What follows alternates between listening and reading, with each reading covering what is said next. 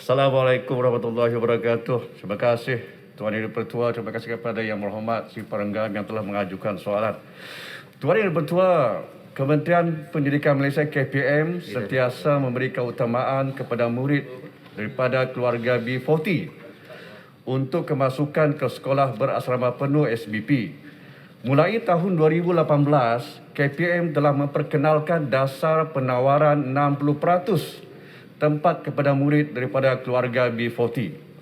Namun demikian, untuk pengambilan tahun 2019, hanya 37.9% murid yang berdaftar bagi tingkatan 1 di SBP terdiri daripada keluarga B40.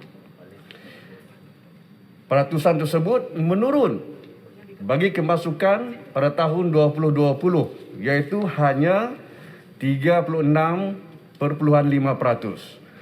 Walau bagaimanapun, pada tahun 2021, jumlah murid B40 yang diterima masuk ke SBP telah menunjukkan peningkatan ketara, iaitu kepada 51.4%.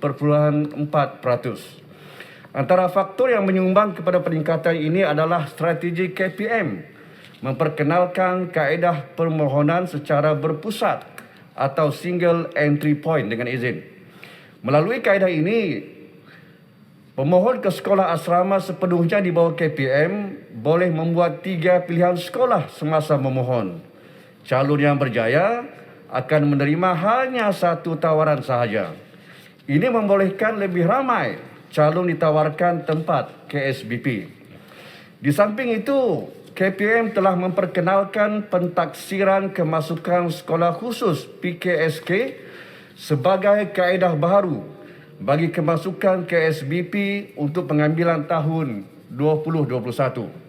PKSK diperkenal dan digunakan susulan daripada pemansuhan ujian penilaian sekolah rendah UPSR pada tahun 2020 dan ianya telah dijalankan secara dalam talian.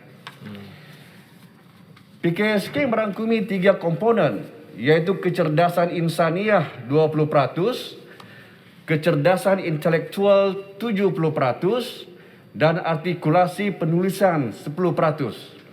Secara keseluruhan, PKSK adalah untuk menilai potensi murid secara menyeluruh dengan mengenal pasti percembahan idea, tahap kreativiti, hujahan serta kecenderungan murid dalam satu bidang. Pendekatan ini memberi ruang dan peluang yang saksama kepada semua calon tanpa mengira latar belakang sosioekonomi mereka, kerana fokus yang diberikan tidak hanya kepada prestasi akademik semata-mata. Untuk makluman ahli yang berhormat dan Dewan Yang Mulia ini, KPM sedang merangka dasar yang lebih komprehensif dan menyeluruh bagi memperkukuhkan pendekatan pengambilan murid ke SBP dengan memberikan keutamaan kepada murid berpotensi dalam kalangan keluarga yang kurang berkemampuan.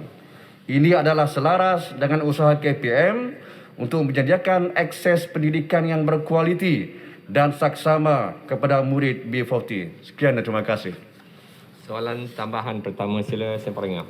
Terima kasih Tuan Ketua. Terima kasih Yang Berhormat Timbalan Menteri dengan jawapan yang panjang lebar, walaupun yang kita tanya pendek saja. Nampaknya hari ini semua melirik-lirik Menteri jawapannya.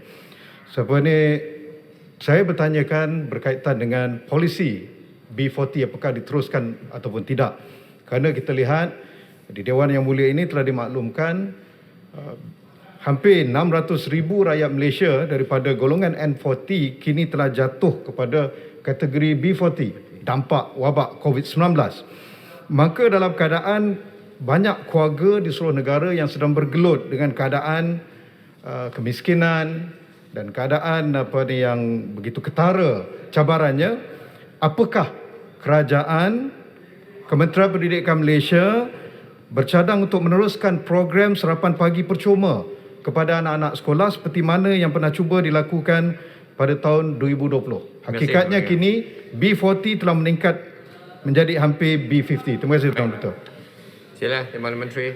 Terima kasih. Soalan tambahan yang agak panjang lebar juga ya. Untuk makluman kepada Yang Berhormat Simpang Renggam, kerajaan akan meneruskan polisi ini dan kita akan teruskan. Kalau kita lihat daripada trend tahun ke tahun Yang Berhormat, ada peningkatan dari segi pengambilan daripada kalangan keluarga B40 ini yang diterima masuk dalam SBP. Dan soalan tambahan yang kedua yang disebutkan tadi soal sarapan dan makanan bentuk bantuan. Untuk makluman Yang Berhormat Simpang Renggam, kerajaan telah memperuntukkan sebanyak 5 juta ringgit kepada SBP khusus untuk murid-murid kalangan B40 ini. Kita berikan mereka bantuan-bantuan khusus. Yang berjaya masuk, kita akan berikan mereka bantuan-bantuan khusus. Jadi ini antara bentuk Menteri, bantuan. dia program sarapan pagi kepada semua murid sekolah, bukan SBP semata-mata. Saya faham. Murid sarapan pagi dan termasuk juga bantuan-bantuan makan ini. Kita akan bagi, kita subsidize juga. Akan dilaksanakan semula program sarapan pagi percuma, ya? Ya, kita akan kaji semula mana-mana yang Okey, harap dapat direkodkan. Terima kasih, Tuan Dato'. Goreng. Ya. Jadi Berhormat dulu sebagai menteri pun lebih tahu. Solid. Terima kasih. Jempol. Okey. Terima kasih. Tuan Yang Ketua yang dikasihi kerana memberi peluang. Pertamanya saya terima kasih dengan jawapan Menteri tadi. Timbalan Menteri yang boleh capai KPI yang cukup bagus. Tapi apa yang jawapan yang diberi ini bagi saya nak tanya soalan dari segi syarat kemasukan tadi itu dari segi B40 ini terdiri daripada mereka yang susah. Jadi soalan saya, kita tidak boleh berdasarkan kepada akademik semata-mata. Kita tahu warga di luar bandar susah. Jadi apakah syarat lain yang special punya syarat supaya anak-anak di luar bandar pedalaman 1, pedalaman 2, pedalaman 3 ini dibela agar dia dapat masuk ke asrama penuh. Terima kasih. Terima kasih Jempol. Sila. Terima kasih Yang Berhormat sahabat saya pada jempol. Sebagaimana yang telah dinyatakan oleh Yang Berhormat Menteri Kanan dalam ucapan MQT tadi, jawapan dalam MQT tadi bahawa kita ada pentaksiran kemasukan sekolah khusus PKSK yang saya sebutkan tadi. Di mana pentaksiran ataupun PKSK ini tidak hanya semata-mata kita lihat soal akademik sahaja, tetapi banyak faktor-faktor lain yang akan kita nilai dari segi yang saya sebutkan tadi, dari segi kecerdasan insaniah, kecerdasan intelektual dan sebagainya. Ini salah satu faktor yang akan kita ambil kira. Yang keduanya, Yang Berhormat Jempol, kita menggunakan sistem